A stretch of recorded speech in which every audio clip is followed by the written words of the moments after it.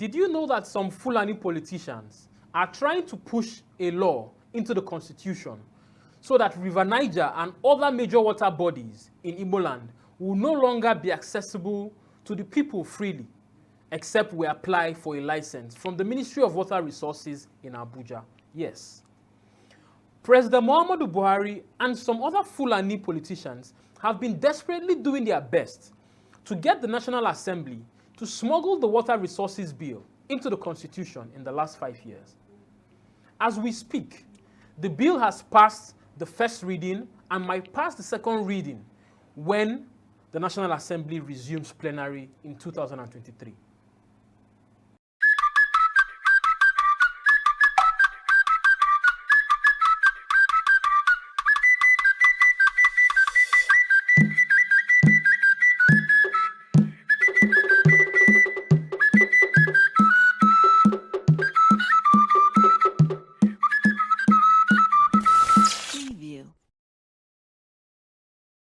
It's true, Kandune Soko, and I would like to welcome you to another interesting and yet engaging episode at Voice of the Sun. Today we'll be discussing the controversial and provocative Water Resources Bill that has caused pandemonium in the National Assembly, on social media, and Nigeria all around. We will recall, for those who know and for those who do not know, that the President of the Federal Republic of Nigeria, Muhammadu Buhari, and some other Fulani politicians have over the last 5 years been pushing a particular bill that will take over control of the water resources in our lands, in Igbo land, and all around Nigeria as a whole, but I'm focusing on Igbo land. They seek to take control of the River Niger and other rivers, other waterways we have, including the water, the groundwater under our feet, and demand that if this particular bill goes into law, that we would have to take licenses, get a license before you can conduct certain activities in the waters that our ancestors have lived on for thousands of years. We will now have to take permission from someone in Abuja before we can fish, or we can drill borehole, or we can even construct certain water parks around the rivers and waterways in our own land. Removing the power of this waterways and groundwater from the state government and taking it to Abuja. And whoever is in control in Abuja controls our source of livelihood, controls our existence, because as an Amile Bundo, water is life. If you take the control of the water in Igbo land, you have taken control of our lives. And this is what we have been faced with. This is what well-meaning Nigerians have spoken up against in the National Assembly. And even as we speak today, this particular Water Resources Bill is still being pushed around the corridors of the National Assembly, seeking for ways to gain access into the Constitution of Nigeria. Now, the bill, in its entirety, no matter the English that is used to polish it, seeks to dispossess Ndi Igbo, as well as all other Nigerians, of their ancient rights and free access to their indigenous waterways and underground water beneath their feet, and hand it over to the Fulani herdsmen or to the Fulani as part of their grazing routes, which the government has always clamored for. Now, this bill has an attractive and assuming title, which says, "A bill for an act to establish a regulatory framework for the water resources sector in Nigeria, provide for the equitable and sustainable redevelopment, management, use, and conservation of Nigeria's surface water and groundwater resources, and for related matters." That is the title. It sounds all nice and sweet at the surface, right? But beneath all of that pretty grammar, they have a draconian agenda, an attempt to steal our heritage, our water. That is what they plan to do. Now, this means that River Niger, for instance, will no longer belong to the people of Onitsha and Anambra and Ahaba, Asaba people. It would now be controlled by the federal government instead of the state government from Abuja, like I stated earlier. And this definitely is against the interests of Ndi Igbo at the long run, right? Now, it also means that an Igbo woman must apply and obtain a license from the federal government before she uses this water in her community for domestic or commercial purposes. This is our own understanding of the water bill in its core. Now, this also means that Ndi Igbo, who live along waterways, rivers, lakes, and other tributaries of the Atlantic Ocean will need licenses to fish from the water, and whoever controls Aso Rock will basically control the rights to our livelihood. And as we know, when was the last time an Igbo man was the president? If things go the way they are now and someone else from the north enters into power, of course, a Fulani man would supersede that ministry, just how they've given almost all ministries and parastatals to the Fulani to handle. They would supersede that ministry, and by veto power, they would hand over the waterways in Igbo lands to their brothers who are headers, and they would trample on our rights with impunity. Now, this means that the ceremonies, the traditions, and the spirituality of our people, which are centered around these water bodies, can automatically become a crime, you know, as long as you don't get clearance from the minister's office in Abuja. Do you understand? Now, Igbo, it's very urgent. Odempa, it is very urgent to note that this particular bill has scaled through the first reading, like I said earlier, on the 29th of June 2022 in the House of Representatives. This mind-troubling bill was slated to be deliberated upon on the 18th of January 2023, when the National Assembly was to hold its first plenary in 2023. Now, and from all reports we are getting, it might have scaled through a second reading, which this is still open to confirmation, right? Or it might still be brought up. Now, this calls for alarm. This calls for serious alarm, and we are raising the alarm so that our people will be mindful of what is happening. Let us be involved in what is happening around this particular bill. Now, what is the origin and the history of this water resources bill? Let's get to the roots where it all started. Now, the water resources bill was first introduced by President Muhammadu Buhari in 2018 as an executive bill in his first tenure in office. He sent this suspicious bill to the National Assembly, which was at the time under the leadership of Senators Saraki and Dogara. The bill received great opposition from many corners of the country, and it was finally rejected.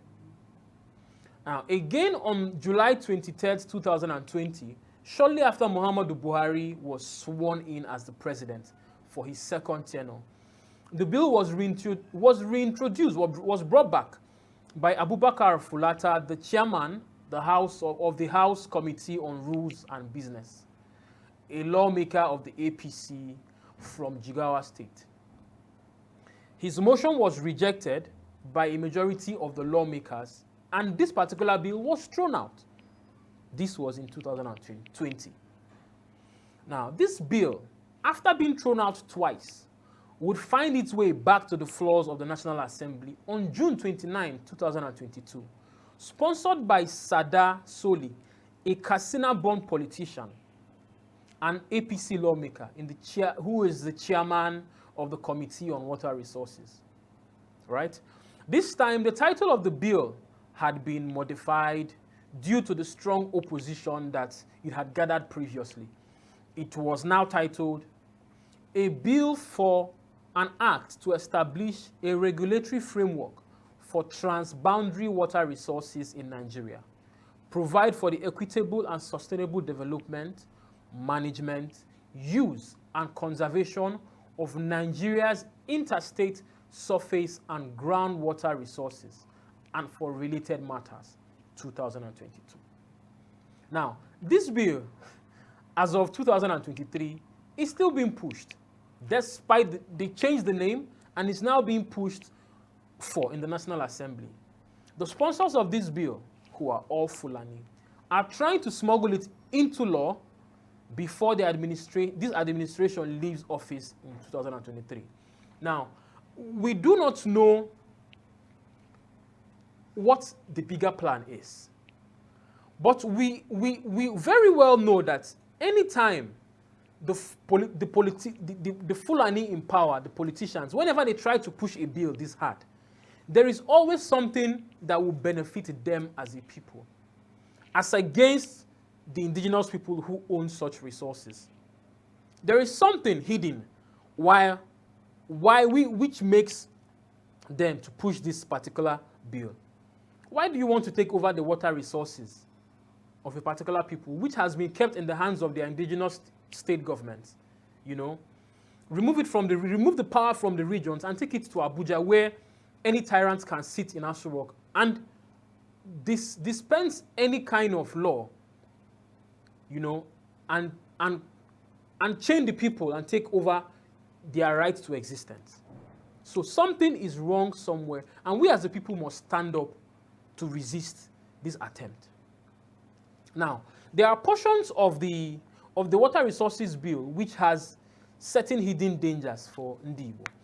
I'm going to read them out for context's sake. I'm not going to summarize. I'm going to read them out for context's sake, and then so that you, the viewer, would also get to be a better judge as to the true intentions of those who are pushing this bill. Now, the bill's objective is to ensure that the nation's interstate water resources are protected, used, developed, conserved, managed, and controlled in ways that take into account, among other factors, Section 4 states, any entitlement granted to a person by or under this bill supersedes any right to use water which that person might otherwise have been able to enjoy or enforce under any other law. To A, take or use water. B, obstruct or divert a flow of water. C, affect the quality of any water. D, receive any particular flow of water. E, receive a flow of water of any particular quality. Or F, construct, operate, or maintain any waterworks. Clause 10, Section 1 states, it stipulates that it shall be the duty of the minister to promote the protection, use, development, conservation, and the management of interstate water resources throughout Nigeria, and to ensure that the effective exercise of powers and performance of duties by institutions and persons identified under this bill and in the Constitution. Now, Section 2 of Clause 10. The minister shall have the power to make regulations, policies, and strategies for the proper carrying out of the provisions of this bill and functioning of the ministry in accordance with the bill, as well as in accordance with other directives he may receive from the President and any guidance from the Council. Section 3. The minister shall have and exercise reasonable powers as are necessary and are required in furtherance of the duties and functions conferred pursuant to this bill, the directives of the President or any other law. Now, this simply means that if the Minister of the Water Resources is a Fulani man or is a Southerner who does the bid of the Fulani in power, then we are finished. We are finished. Because he or she will give licenses to Fulani herders to operate and use our waters for their grazing and settlements, among other uses. As long as the power comes from the minister, they have a right to use it. You, the indigene, you can't say anything. Now, it means the federal government owns our own very lives if they are to give us permission before we can use the waterways underground that is under our feet and the waterways that pass along our lands. This is what it means in totality. There is no mixing words about it. This is what it means. Now, in conclusion, the continuous attempts by these elements of Fulani extractions who have dominated President Muhammadu Buhari's government to pass the Water Resources Bill through the back door should give every well-meaning Igbo person great concern. This is because if this bill is passed into law, we can as well say that we have no lands that are called an Igbo. You know, for our underground waters and surface waters are an extension of our own lands our ancestors left to us. If a Fulani man in Abuja controls our right to use our waters freely, then automatically we have become landless slaves. Landless slaves. We call on our people in Nigeria and all over the world to join their voices in this fight. If we do not stand up to fight this, our rights to our own waters and also our own lands will be taken away by a Fulani man in power, just like many other Igbo territories were demarcated and added to the newly formed South-South in 1976 by the Justice Nasir Boundary Adjustment Commission. Igbo, history is about to repeat itself on a more catastrophic scale, and we must be bold in resisting the land grabbers who care nothing about our heritage and our future. We must be bold to speak up and say our waters are synonymous to our lands, they belong to us. The powers, the rights to use them cannot be transferred to Abuja at a time when people are clamoring to decentralize power, for power to go back to the regions. The federal government already has too many power, has too much on the exclusive list. We cannot add our own land and our waters to that exclusive list as the power the federal government possesses. It is too much of power. And whoever controls the federal government automatically controls our lives. So, Bikon, let us contribute to this particular topic. Let's share this video. Comment wherever you find this video, on YouTube, on Facebook, on Twitter. I remember my humble self, Chukandune Soku. Till I come your way again, it's bye for now. Ndebai, dear men, ndeon.